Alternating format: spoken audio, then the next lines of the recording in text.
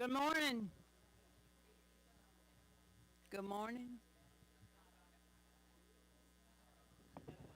Dear heart, it's not on. On now? No.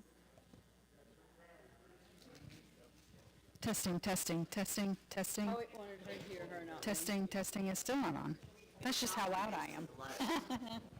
Hello, everybody. Hello, Pam, Larry. Hello, hello, hello, hello. It is on. Yeah, it is on. It's just It's loud. on. Thank y'all. We don't normally sound like this all the time, just once in a while. We don't usually sound like this all the time, but once in a while we do get loud, okay? Happy Veterans Day to all of y'all today. We appreciate every one of you who come to celebrate with us. And I hope you enjoy the day, and we certainly will look forward to Ernie and his presentation. I do want to point one thing out. First, you see a uniform right here, and the uniform represents Richard Gammon, who's in Fort Sonia. And he's not able to be here today, but he would sure love to be here.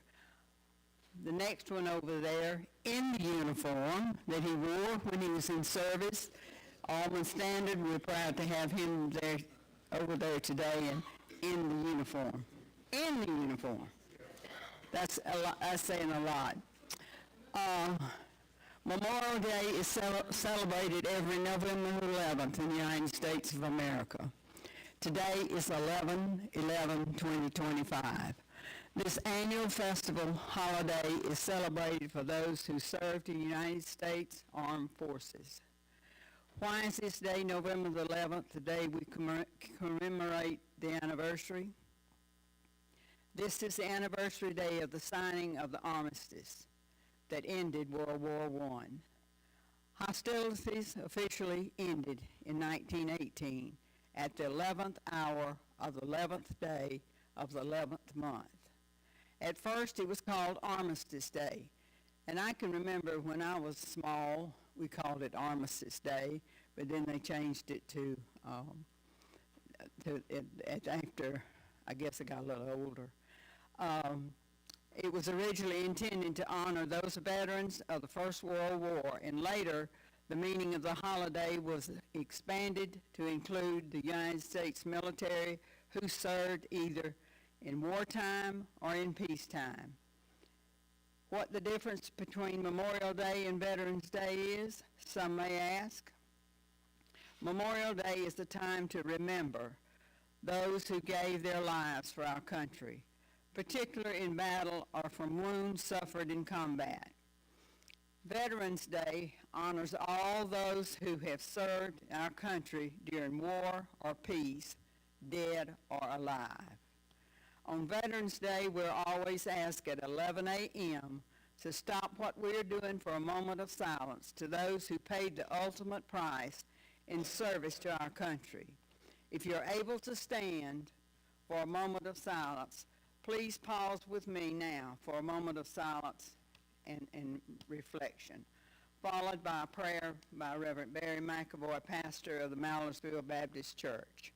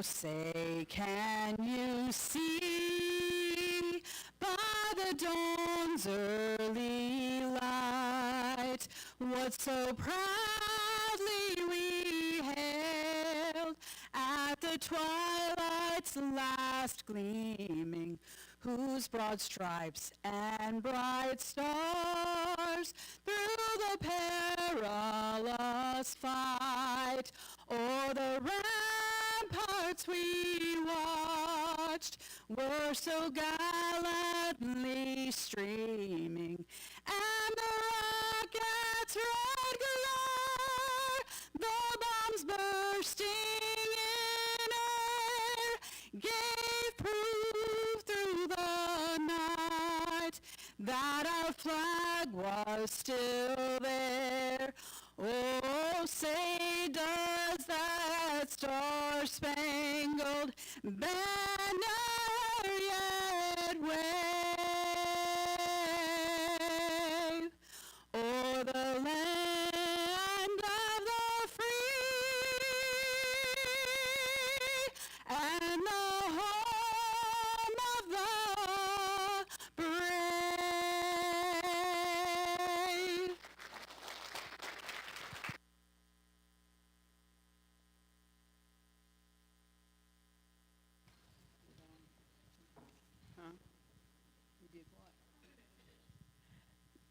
I want y'all to meet Amanda. Some of you may not know her, Amanda Adams. She's been coming to our church for a while now and has got a beautiful voice, as you can tell. And so, I'm honored to sing it for you guys. we would like for all the veterans to stand up if you feel like it or can, or at least raise your hands. All veterans, stand up. We have something for you today.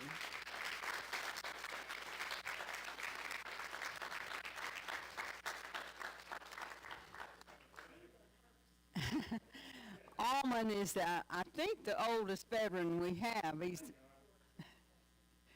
94 years old. So, Alman, you would be classified as the oldest.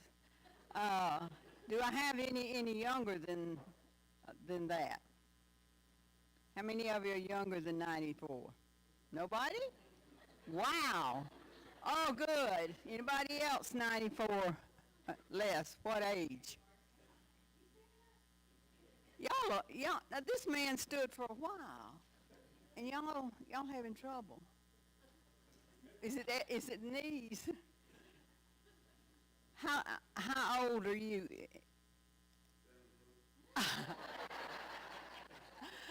Jesse, 77. Jesse, how old are you? 70. How about you, Ricky? How old are you? 76. So 70 is the youngest one we have here. Oh, Jessica, where are you?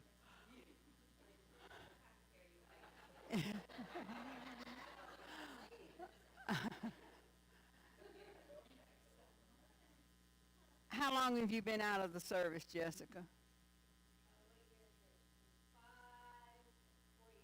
5 years. Does anyone have anything they would like to say about their time in the service that stands out in your mind, that you think about often?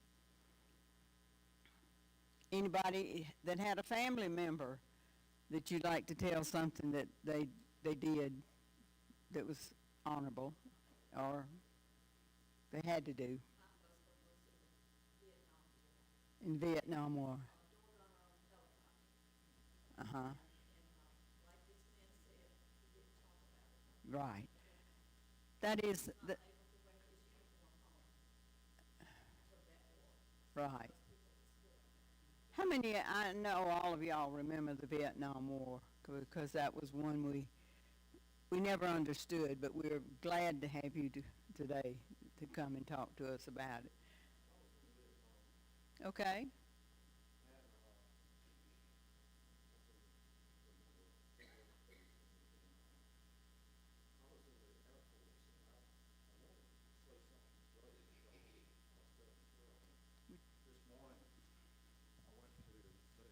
Elementary school.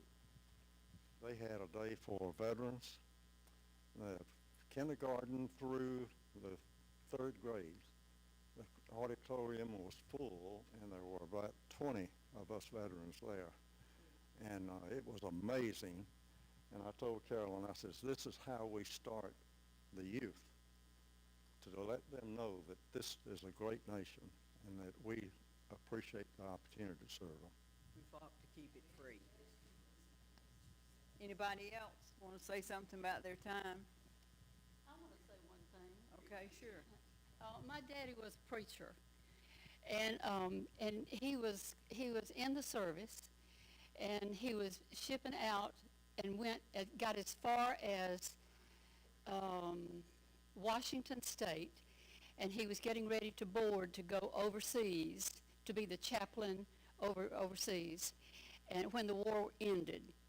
But he was in the service, and he said that the brave young men that went, he was counseling, and he always said, our country's the greatest country in the world, and people recognized us with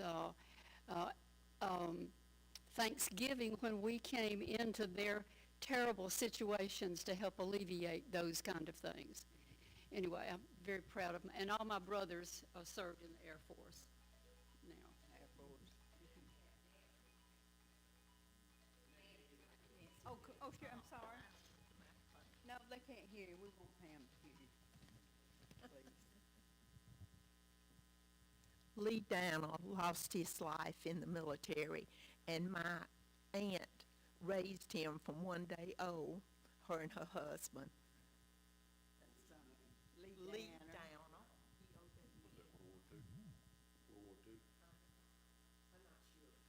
Lee Downer, D-O-W-N-E-R. Anybody else? Anybody over here?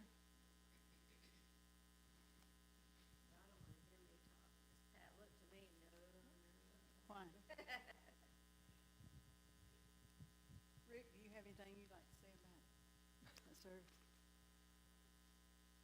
Oh. Bless your heart. I can remember one thing that I had several cousins that were chaplains in the Army, some in the Navy, and not all the same branches of service. But one thing they did tell us one time, we had a family reunion, that the men fought the war, but those chaplains that had to stay back, on the ship, wherever they were, and listen to the boys that are, most of the time it's boys, there's women now, but that had the problems back home they were thinking about, problems at sea or in the air or on ground. But those things that they gave him, he had to constantly think about and pray about so that he'd be able to help them through the situation. Sometimes you don't think about a preacher being a chaplain and being at service, but that's a great need, and that is a great, a lot of people come to them for security and blessings, and we're very thankful for all those that serve in that capacity. Anybody else over here have it? Okay, sure. I can probably talk loud enough. Okay. My father was in the Army Air Corps in World War II, and he was with the squadron that was going to drop the bomb when his paperwork was misplaced. So he didn't go, and, he stayed stateside, which was a blessing for us. But the only thing he ever talked about was the appreciation of the families back home, women stepping up to work, taking care of the children, doing without, and that sort of thing. And he respected that the country pulled together, and I wish we could get back to that. Amen. That's true. Okay. Jesse? Oh. No, I was just along the same lines as that lady. Veterans on Memorial Day and Veterans Day get recognition. But I think it's more or just as hardship on the families. And I think they deserve a whole lot of recognition. we know what's going on where we're at. The families are left in the blind and worried. Right. Anybody else? Mike, you have And I'd say so. Okay. My dad was a World War II vet. I couldn't really tell you much about his service because he never said much about it. I know he got wounded on a little island in the South Pacific, Luzon, and that's about all I can tell you about his service. I had two first cousins that went to Vietnam and both made it back, and both died from Agent Orange, so this has had a bad effect on all of our families. Yes, ma'am.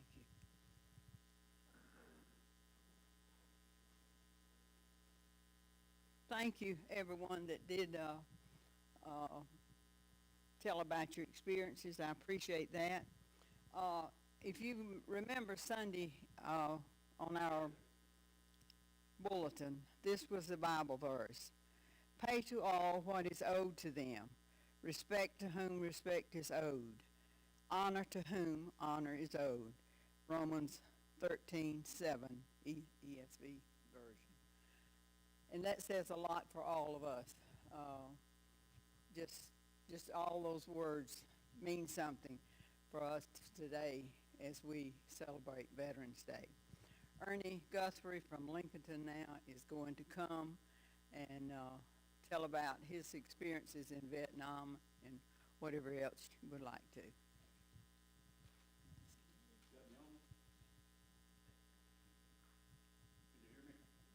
You need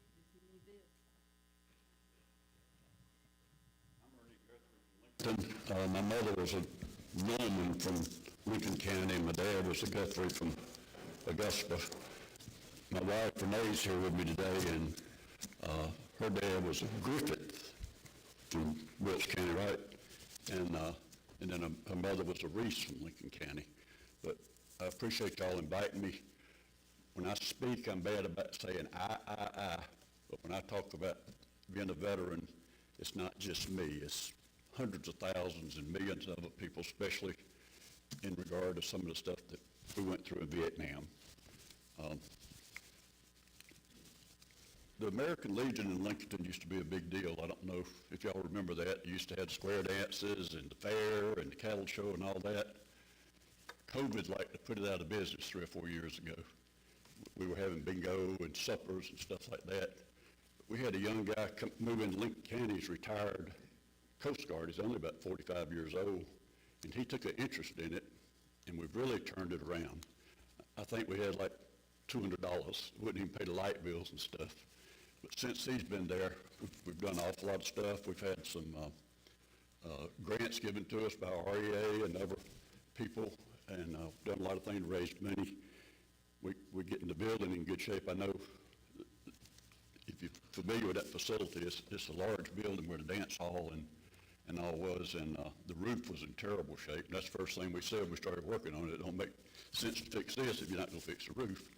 But we started a little campaign to raise money, and this is part of it. We raised $26,000 to put a roof on the American Legion building. If any of y'all ever have any interest in honoring somebody, we get $100 for the frame, for the frame and the name tag. We took a room in the building and made it very nice. We call it the Legacy Room, and this is what we're doing to honor veterans, and it's really been successful for us. And, something really cool about this to me is my dad died when he was 46. He was a veteran, and then my mother remarried. My dad was Guthrie. The guy she married to was Gillibo. And the way the alphabet worked out, all 3 of our pictures are right together on that wall, and that's pretty cool for me. And so, I wish I had a pointer, but you see from the second row down, the soldier with the guns and all, that's me. And that's my dad on the right and my stepfather on the left. So that's really been cool for me.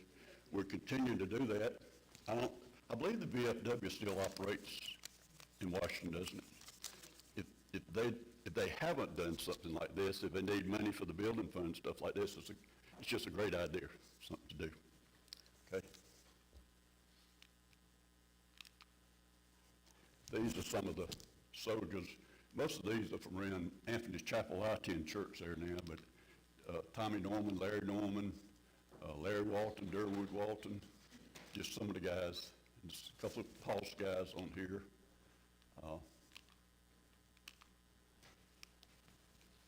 The lady speaking about her husband being a helicopter door gunner.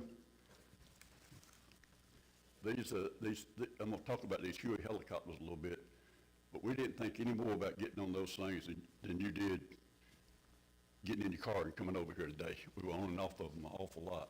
So I'm going to be talking about those some. But just briefly, the draft, during the Vietnam War, the draft was a big deal. When you got out of high school, if you didn't get in college or join the Navy, the Air Force, something, there's a good chance you was going to get drafted and go to Vietnam. And that's what happened to me. I was, of course, most likely would be in the light infantry. Light infantry was a foot soldier. And that's what I became, whether I wanted to or not. This helicopter is going to play big in my story in a little while. That's called a Chinook. They could haul large numbers of men, and I'm going to refer back to it a little bit later. This guy here, his name's David Nichols. When I got to Vietnam, he and I were in the rear area at the same time, and I forget I can look back there on that screen, but he was from Georgia, and we became very good friends. We became inseparable. Loved him like family. We went to the field together, and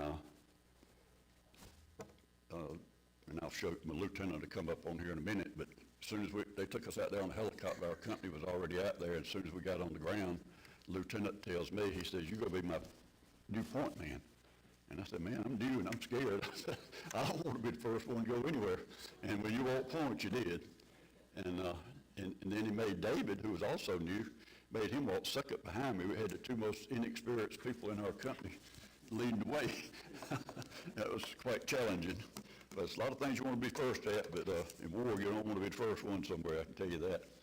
But most of our service was in the jungles on very thick trails, vegetation in that triple canopy jungle over there. Sometimes you couldn't even see the sky. It would nearly be dark in the middle of the day.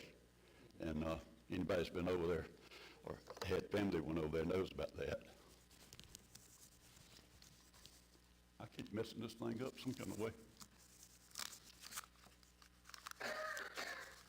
What happened? There we go. That's David Nichols again. To us, that was a secure place when you were somewhere like that on the hill with bunkers and stuff. Most of the time, we were in the thick jungles. We'd sleep on the ground on the air mattresses. Just remember him. I got a story about him later on. That's a 1 mile airstrip there. That mission we went on there was the worst part of my service in Vietnam. This place was called Camduck. And in 1968, that was before I was there, but in 1968, that camp and airstrip was overrun by the North Vietnamese. Over 200 people were killed. More than 7 aircraft were shot down. All those killed were not American soldiers. Some of them were Vietnamese soldiers. And it got overrun. They finally had to abandon it. That's me. That's one of my favorite pictures of myself, for what it's worth. If you'll notice, my trigger finger's up right at the trigger. I got a radio on my back, got canteens, water and stuff around me. That was humping in the mountains. And towel around my neck, it was so hot. People asked me, said, "How do you get all these pictures?" We all had those little Instamatic cameras, and we would take the pictures and mail the film off, and then they'd mail them back to us, and then we'd get them, say, "Here's one of you, here's one of you." So a lot of, when you see a picture of me, somebody else took it. I wasn't doing a selfie like we do now. So, but the pictures are great. I've got an awful lot of them, and some of them are tough to look at. Just briefly about my mother, when I was in Vietnam, every letter I ever wrote her, she kept them. It's over 200 of them. I didn't know that she had them until after she died. One of my sisters was going through her stuff and found them, and I wouldn't take $1 million for them. It's just amazing. But I read them, and sometimes I say, I shouldn't have told them that because they're going to be worried about me. I'd tell them something bad that happened, then I'd say, don't worry about me.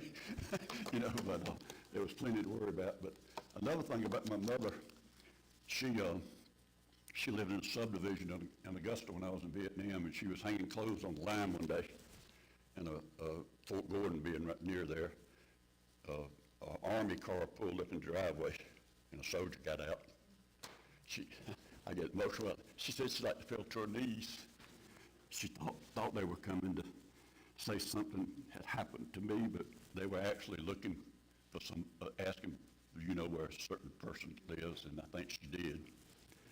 But I came home from the Vietnam War. I'm getting ahead of myself a little bit on Christmas Day, Christmas night, 1970. Landed at Bushville in Augusta. And back then, they just had a fence out there where you had to wait on people to get off the airplane. They didn't have all this stuff that roll up and you can come down and all now.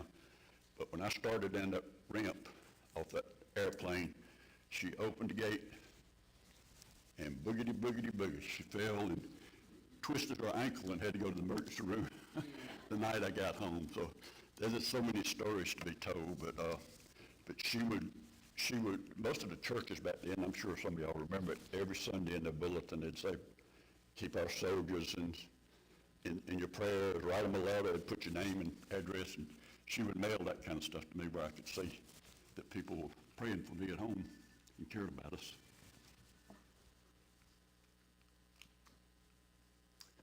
This is in the monsoon season.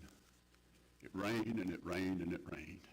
And again, we were in the jungles and the mountains, and we would, when we would go be somewhere we could be there a few hours overnight or whatever, we would take leaves and vegetation and try to shelter ourselves from the rain for a few hours. It was terrible. We stayed wet all the time. Our feet would get sore and jungle rot and all kind of stuff. It was really, I say a lot of times the conditions were worse than the fear of getting killed over there sometimes. It's very, very bad, the conditions we lived under.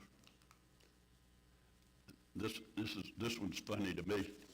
If you see my fingers all bandaged up, we would get jungle rot just like if you had a hangnail or a cut or something, and they would, you not just on your finger, but you get it other places too, but it would get terrible. But anyway, my finger got so bad that they sent me into the rear area. They call it a profile or something. You go in for a few days and try to medicine and antibiotics and all, try to clear it up. But every time they'd start talking about sending me back to the field, I said, my finger ain't well yet. I don't want to go. So, but that's certainly a memory. But they did finally send me back out there. This guy on the right, he was from Alaska. We felt so sorry for him. It was so hot and humid and all over there. We called him Eskimo. And since I got back into the Vietnam stuff back in 2013, I actually ran him down. He was the mayor of Wainwright, Alaska, a few years ago. But he testified before Congress several times. He was very much about protecting the whaling with the oil wells up there and all. He was worried about the whales, and he would testify before Congress and stuff. He's dead now. Terry Tagaroot was his name. Children were everywhere. How many children and innocent people were killed over there? Who knows? But that picture in particular, it was made in April 1970. That was over there a couple of months. I sent some of them home, and my mother wrote me back, and she said, Papa, that was my granddaddy Norman. She said, when I showed Papa that picture with you and all them children, I asked him, did he recognize any of them? And he said, yeah, I recognize most of them. he was probably 75 years or 80 years old back then. But yeah, the kids, it was just terrible what they were put through. This little boy here, we blew a village up and went in there, and everybody was dead. And he came crawling out of a tunnel. And we were in a pretty tough situation where they'd send a helicopter out to get him. And that's the Huey helicopter again, this lady with the door gunners. And anyway, we were in a situation where we couldn't get him in right then. And I believe he stayed with me 3 days up there. called him Charlie, and that hat he has on, I actually gave it to him. And you can see our equipment just piled up around us when we would get a break like that. We'd take all that heavy stuff off. Water was, we don't think about it, but in the mountains and all, sometimes we would be where we couldn't find a creek or a stream to get water out of, and they would actually bring it out in those things to put in our canteens. They didn't bring us in to take a bath with, but went many, many days and weeks without a bath sometimes. But when we could get water out of a creek or a river, because of possibility, who knows what would be in that water, we had to put iodine tablets in it, and it made it taste awful. It was just very bad. But when people learned over a period of time, my friends and family, would they'd write me a letter, they'd stick a pack of Kool-Aid in the envelope with it, and that would help with the water some too. So, yeah, that's a Vietnam bathtub right there. So, and we would use them. We'd set up a perimeter around them, and 20 or 30 men or whatever, and all get butt naked and get in there and enjoy it.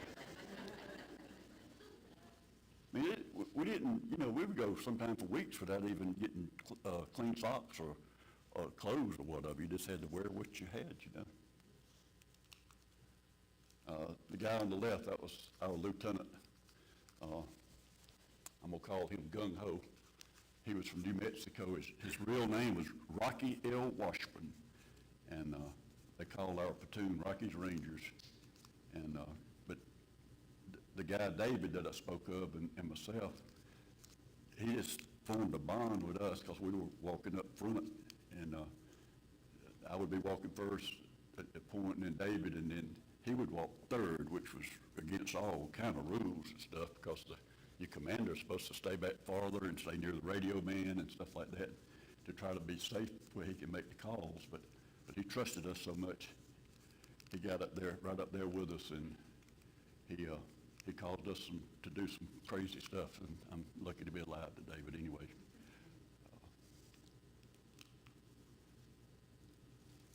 that picture there, I think I weighed about 140 pounds, and that's just what it did to you. It was awful. The heat, eating sea rations, stress, fear, and I can't imagine what parents thought when, even that was June of '70, when it was hot. I can't imagine how they felt when they would see pictures of us looking like that. Your eyes sunk back in your head, and it was awful. I weigh about 190 right now, so, and probably 140 then. I'm still skinny at 190, but those were some tough days. But the Georgia flag, I believe Ben Fortson was Secretary of State back then, and every guy from Georgia that went to Vietnam, he'd mail him one of them flags over there. I think I still got mine somewhere. Sandbags, how many millions we filled, I don't know. You just start digging and fill them up and put them around you, and where you're digging from, you get lower and the sandbags get higher, and eventually you have some protection from the enemy. And we would sleep in places like that when it wasn't too wet. I like to talk about the boots a little bit. They were called jungle boots. They were made out of leather and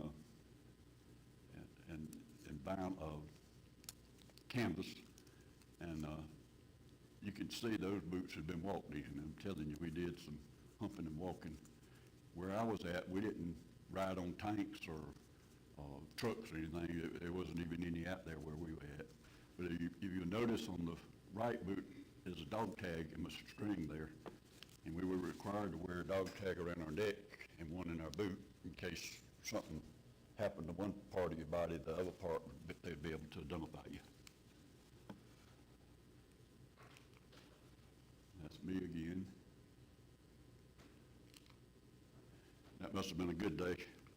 Tongue out Tuesday, we'll call that. But we did. We cut up and had fun sometimes. We really did. But ammunition and machine guns everywhere. I mean, we worry about gun safety and all now, but in a war zone, they were everywhere and they were loaded. That little radio there, it's in the palm of my hand. I've always been a big NASCAR fan, and sometimes they had the Vietnam radio network or something over there, and they would play sport, they would broadcast sports stuff.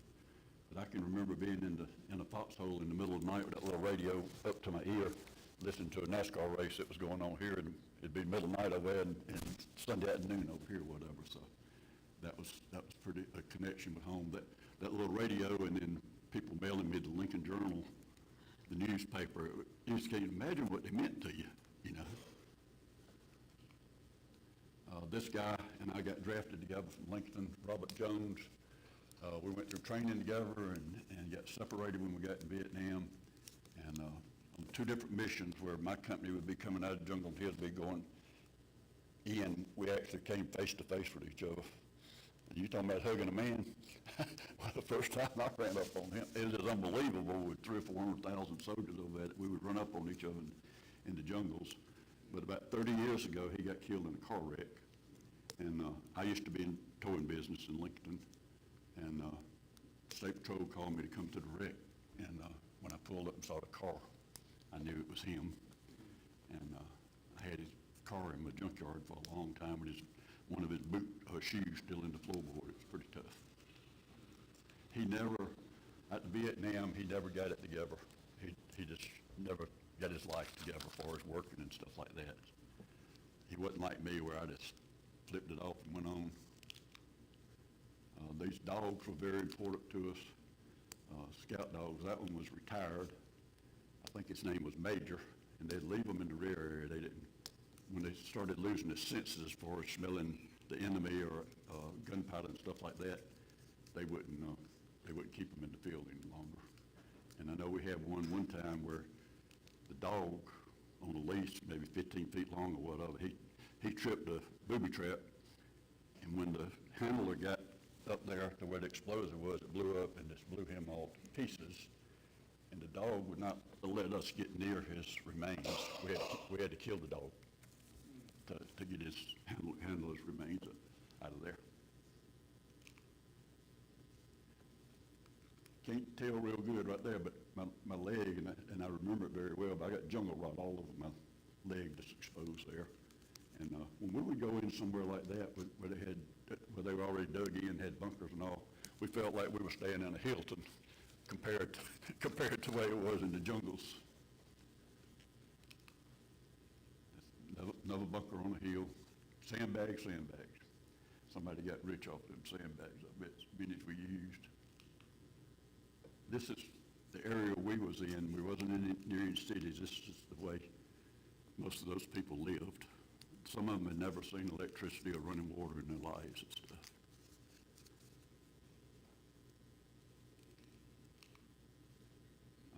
We on the hill there, they booming right off of it. We'd call it in that the enemy was trying to get up the hill to us, and they'd come out there and boom them. So it's probably not quite as close as it looks, but they would bring us very close support. A lot of times with helicopters, and then with fighter jets also.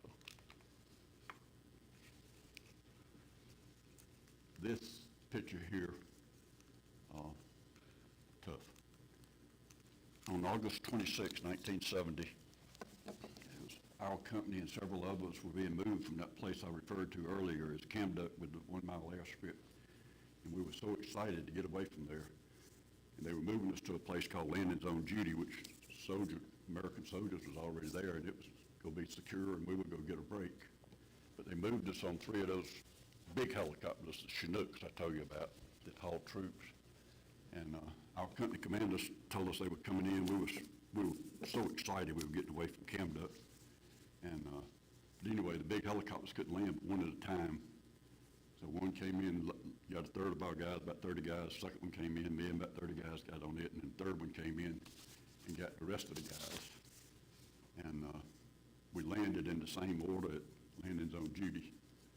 The third one got shot down when it was coming in. The rest of us were already off for hours. I mean, it was right in our face, and it exploded and fell off the side of that hill. That's actually smoke from it, and killed all 31 of them. And 15 minutes before that, we were hanging out and cutting up together, us and all those guys. This is an awful picture I'm going to show you here, but it's part of war. That's their bodies in body bags. Took 2 days to get them up.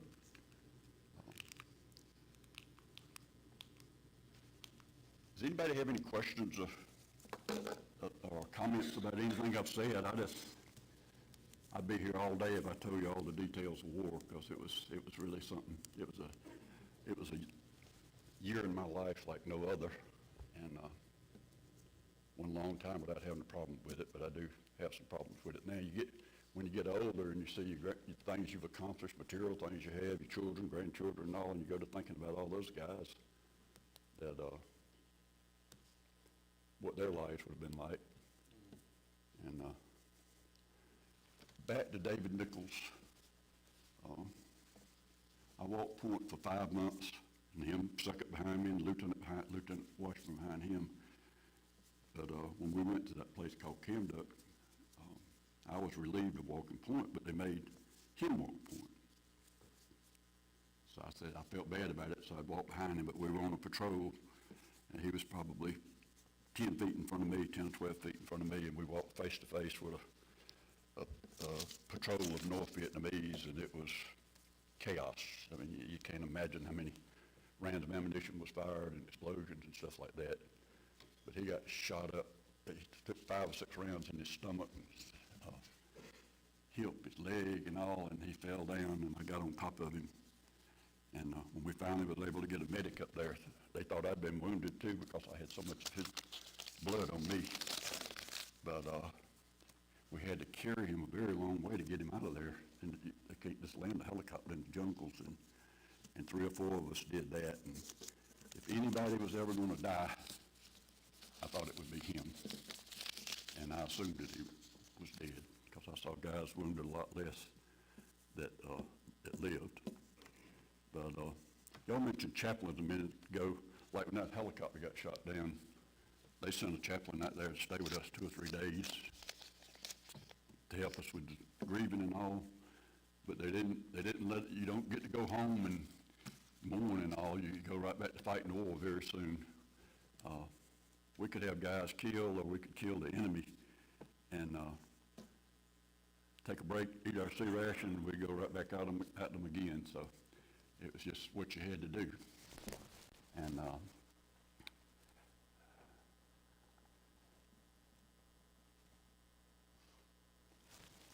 so anyway, I came home on Christmas Day, 1970. There was about 40 or 45 people there at Bush Field in Augusta waiting on me, waiting to see me, including my mother, who fell and twisted her ankle.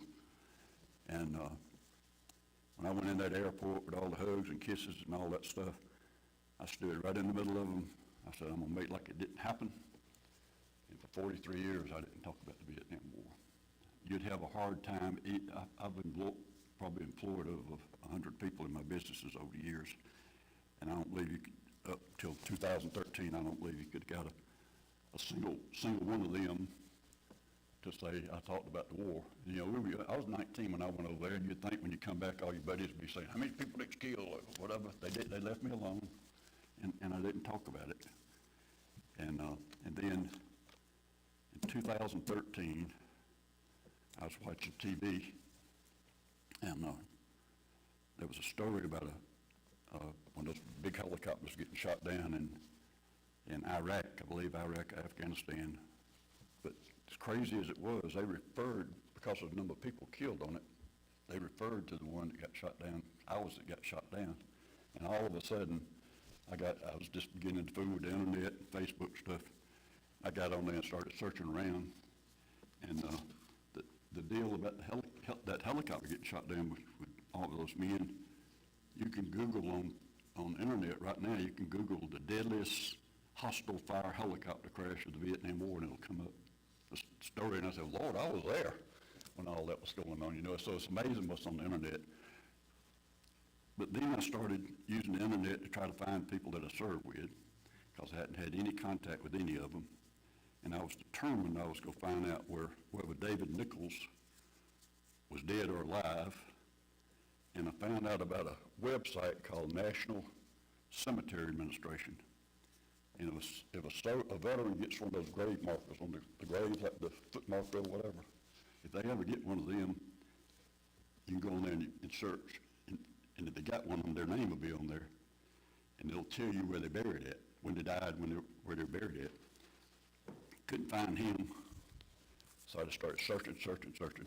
I believe I found 272 David Nichols in Georgia, and I'd call, and a lady, I'd tell her who I was, and she said, no, my husband's alive and well, and he didn't serve in the military, but I kept trying. But then Kevin Beggs, some of y'all know him from Beggs Funeral Home. My wife works with him. I was over at the funeral home one day, and he said, Ernie, if you knew his parents' name, he said, they're probably dead. He said, maybe we can find an obituary on them to help you. Sure enough, we took an envelope that his mother had wrote my mother a letter while we were over there, and the return address was Miss C.W. Nichols. So Kevin, I think he had to do his credit card and pay to go way back in the archives and all. And he Googled C.W. Nichols, and it came up Charles Wesley Nichols. And he had 14 children, and they listed every one of them. 14's funny to me because my wife's mother has 14 siblings in that family. But anyway, but it said, so I found David L. Nichols, Dallas, Georgia. I called information. They gave me a number. I figured I was wasting my time again, but I called, and the answer machine answered, and I recognized his voice. And Renee, I tell you, I was walking around with a cell phone crying. That was in 2013. And wasn't but a few minutes later, he called me back, and y'all just can't imagine how we feel about each other right now. And but he survived. He showed me his stomach, and it looks like Play-Doh where people done just stuck the fingers in his head. He stayed in the hospital 10 months, I believe, and several operations and all, but he's alive and well now, and we see each other often. And in 2017, after we got up with a few of our guys, we started having reunions every year. And it was about 15 of us when we started. We've had 4 die in the last 3 or 4 years. But recently, a month or so ago, we were in Pensacola, Florida with them. And it's just amazing when you sit down with people. It's a bond there that's just incredible. And to see them, but it's as we get older, it's harder and harder for us to see each other. But Renee and I, in the last few years, we've traveled an awful lot in the motorhome, and we've actually visited the grave of several guys I served with.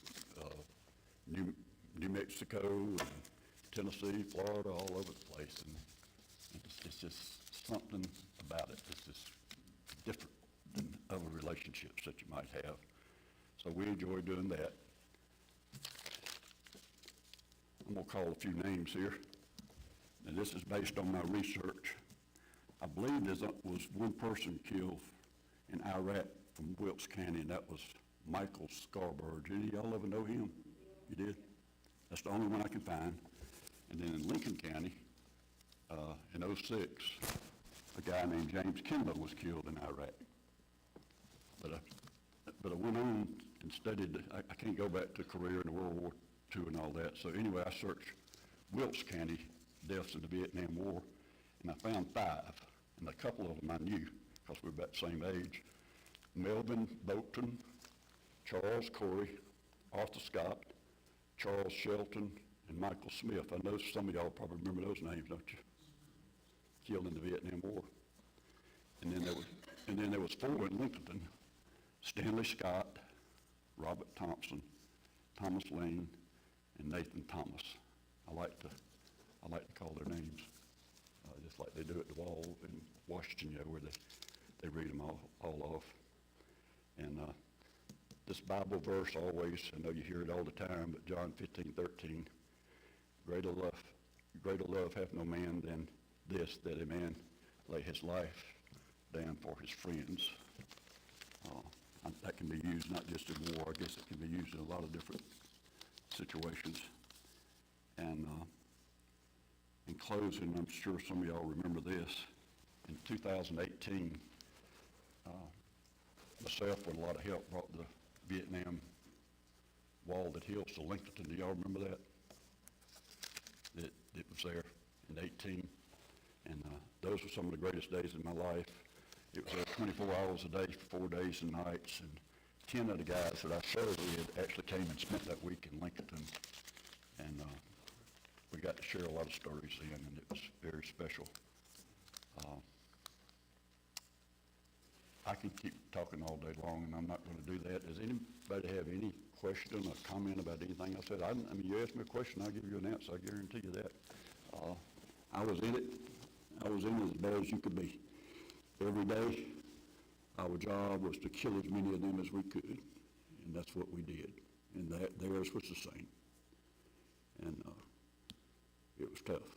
It was rough. And even some of the things you saw and did, now you feel terrible about them, but that's just war. And did I forget anything, Renee? Please ask me a couple of questions or something. Someone asked my husband once, how many people did you kill? And he cried. No, I won't answer that. But it was what you had to do. I mean, we killed North Vietnamese doctors and nurses and prominent people that were sent down there to help with their war effort. And it's really bad, but then there's so many innocent people got caught in the middle. It was just terrible, terrible. You know, you taking fire from one of those little villages I showed you, and they come in there and bomb it. It don't just kill the enemy, it kills everybody there. There's an awful lot of that.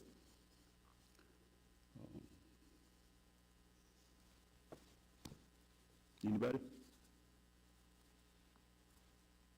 I could take you to my house and we could talk for days when I go to showing you the letters that I wrote to my mother and other pictures and things like that. But I have some medals. I earned some medals over there for valor. Proud of them. You can read some of them, and it gives in detail whatever you earned it for. And I feel like, did I do that? But okay. Thank you. Let's give him a hand.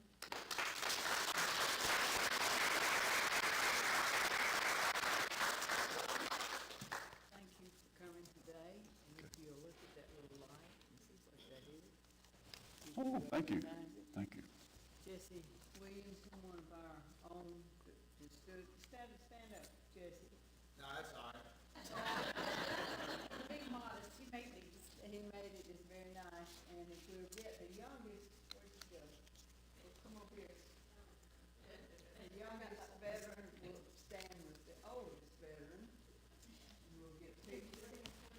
This actually is Merry Christmas from Tiggle Baptist Church, is what it says. Very pretty. You get what I mean. Who's gonna take the picture?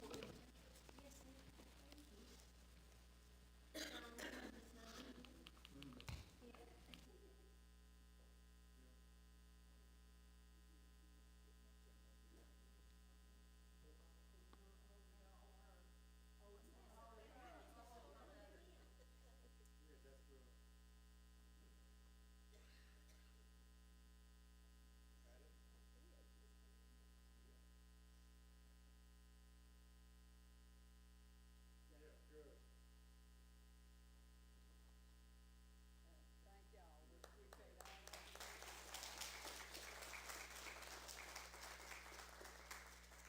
Ernie, we appreciate you coming in. I would do it all again.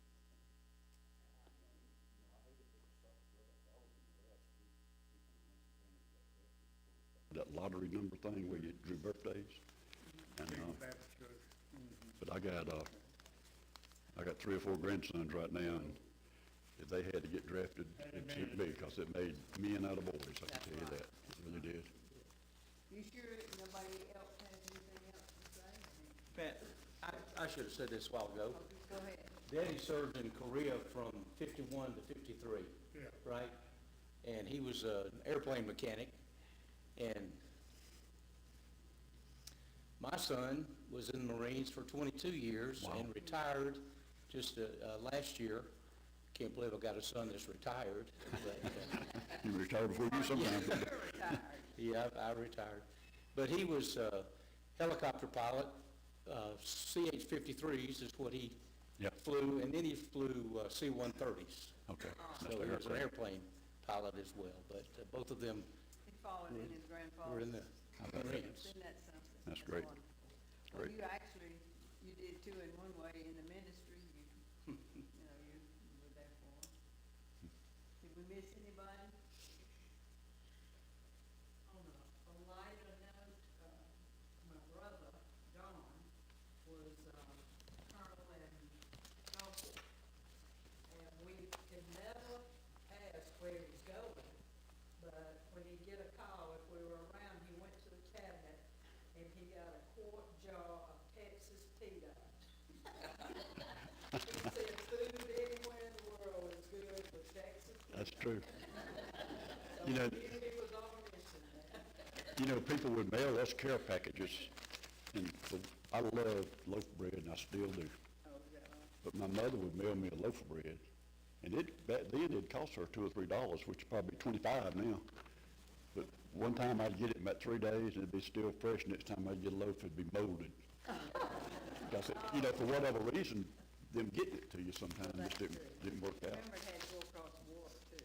Yeah, yeah. But people mail us all kind of stuff, and see, we wasn't allowed to keep the letters that we received. I bet you I received 2,000 or 3,000 letters from churches, putting it in the bulletin, right, these veterans, they wouldn't let you keep them because if the enemy got them, they could get contact information on your friends and family. And I mailed my mother my letter, and she got to keep them, but over there, we were not allowed to keep them. You'd get in trouble if they caught you trying to keep stuff like that. I even got a Dear John letter while I was over there. Yeah. You're not gonna tell us that. No, I ain't gonna tell you about that. Man, You're just making us wonder. well, I'd hate to tell who wrote it to me, 'cause Oh, that's all right. As long as they're not here, that. But we do appreciate it. It's fine. At this time, we want to let Mike Wynn, let's see, what is he, he's our assistant. I don't have any titles anymore. Assistant to the auditor all the time. I retired from all the titles. So how much time do we need to let folks get ready over there? Well, I'll just make a judgment call on that then. Let me talk to you just, how much time do y'all need to get ready over there? Oh, wow. An hour? No. All right. Let me talk just a little bit in light of these kind of memories and these kind of experiences. People in the South tend to be extremely patriotic. Probably more than our share of people served in the military in one way or another, and it's always been that way. I used to have a teaching position at a school called Trinity Christian School. Helped write letters to get people into West Point. And sometime later at a funeral for another young man that went to the Navy and died of a mysterious ailment, I happened to get a chance to talk to one of the boys that I had helped get into West Point.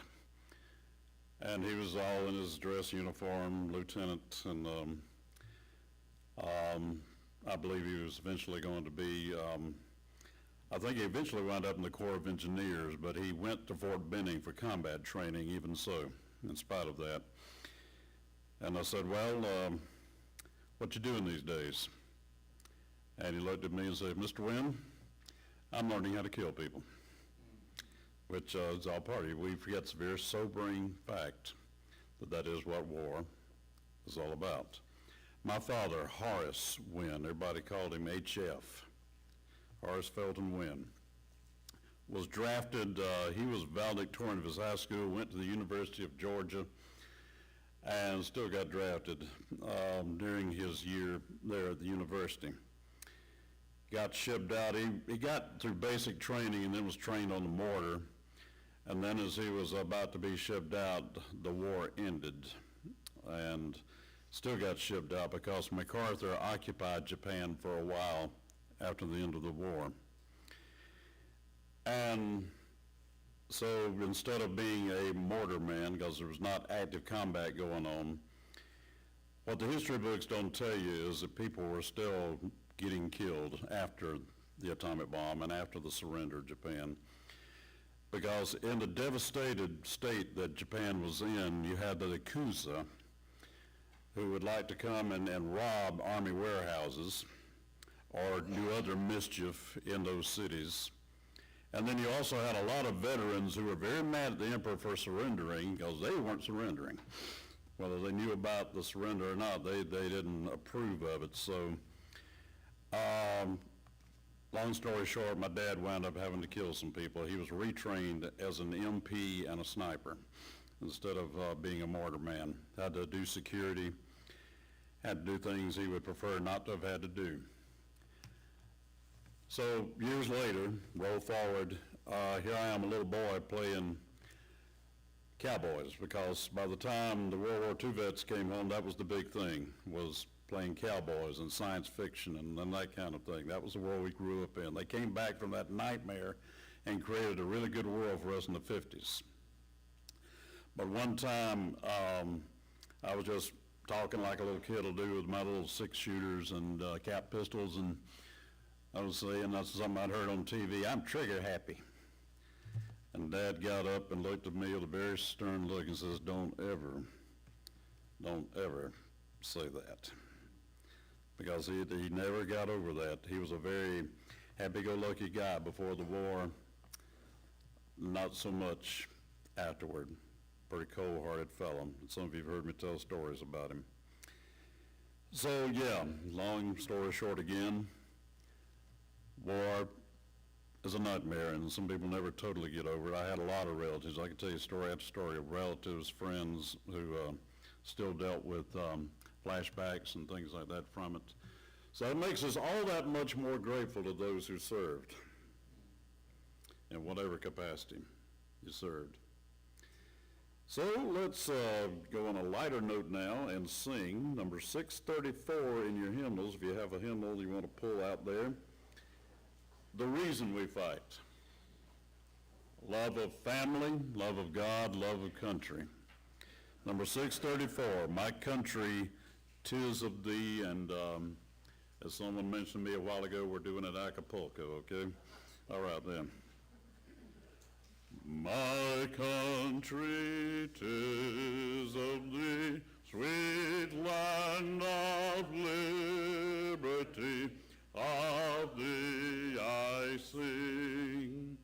Land where my fathers died, land of the Pilgrim's pride, from every mountainside, let freedom ring. My native country, thee, land of the noble free, thy name I love. I love thy rocks and rills, thy woods and templed hills, thy heart with rapture thrills like that above. Let music swell the breeze and ring from all the trees sweet freedom's song.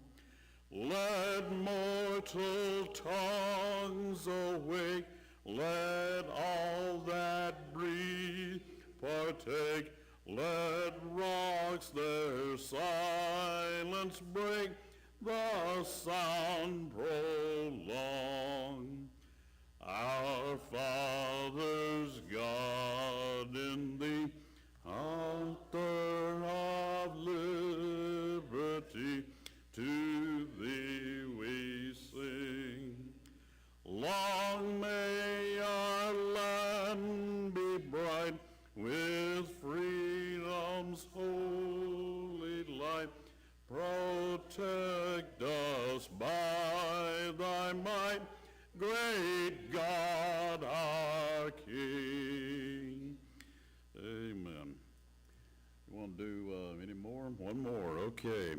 So we can do a choice of Mine Eyes Have Seen the Glory or America the Beautiful. Anybody want to vote? America the Beautiful, all right. Number 630 in your book, and most of you probably know this by heart, or at least a good bit of it. So here we go with America the Beautiful. And I'm so glad that this song gets sung a lot, sometimes like Super Bowl and other occasions like that, along with the other all nonsense that goes on there. I'm glad. Amen. Oh, beautiful, far spacious skies, for amber waves of grain, for purple mountains' majesties, above the fruited plain. America, America, God shed his grace on thee, and crown thy good with brotherhood from sea to shining sea. Oh, beautiful for pilgrim feet whose stern impassioned stress a thoroughfare for freedom beat across the wilderness. America, God mend thine every flaw, confirm thy soul in self-control, thy liberty in law. Oh, beautiful for heroes brood in liberating strife, who more than self their country love, and mercy more than life. America, America, may God thy goal refine, till all success be nobleness, and every gain divine.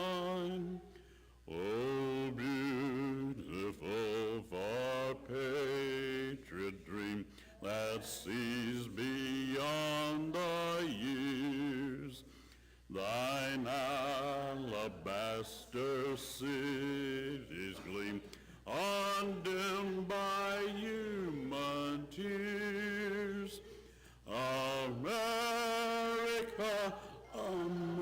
America, God shed his grace on thee, and crown thy good with brotherhood from sea to shining sea.